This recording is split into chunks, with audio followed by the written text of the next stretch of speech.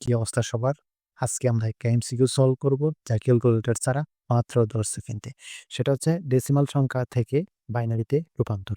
এখানে আমরা দেখতে পাচ্তেছি যে ৩ এটা ডেসিমাল বা দশমিক সংখ্যা পদ্ধতি আছে। এটা মানে বলছে বাইনারি সংখ্যা পদ্ধতিতে। এখানে একটা আমরা টেকনিক দেখতেছি। সেটা হচ্ছে ১, ২, ৪, ৮, ১৬, ৩২। এখানে ১ আর ২ সেম থাকছে। ১ এর পরে ২, ২ এর ডাবল ৪, ৪ এর ডাবল ৮, ৮ এর ডাবল ১৬, ১৬ এর ডাবল ৩২।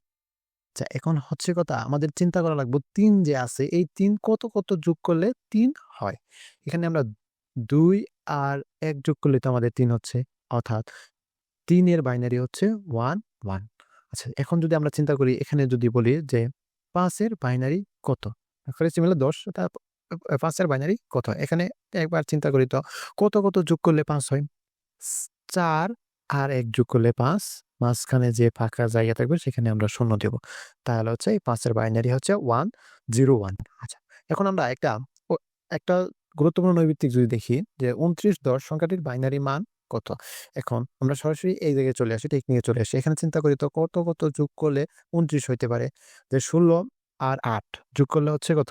২৬, ২৬ আর ৪ হচ্ছে ১৬, ৮ আর হচ্ছে ৪ হচ্ছে ২৮, ২৮ আর হচ্ছে ১ যোগ করলে আমাদের হচ্ছে ২৯। অর্থাৎ আমাদের বাইনারি মানটা হচ্ছে কত? 11101। তার মানে আমরা চিন্তা করি তো এরকম বাইনারি মানটা কোথায় আছে? এই ছোট গ নাম্বারটা হচ্ছে এটার সঠিক উত্তর। আচ্ছা, এখন আমরা বলতে পারি যে ৩২ কেন নেওয়া হলো না? কারণ এখানে আমরা কি ২৯ টা কি ৩২ থেকে ছোট? যে কারণে আমাদের এখানে ৩২ টার আগের মানগুলা আমার নেওয়া লাগছে। এভাবে আমরা যেকোনো হেক্সাডেসিমাল সংখ্যা পদ্ধতি সেটা আমরা বাইনারিতে একেবারে ইজিলি আমরা সমাধান করতে হবে। সহজে পারব। ধন্যবাদ সকলকে। ওকে।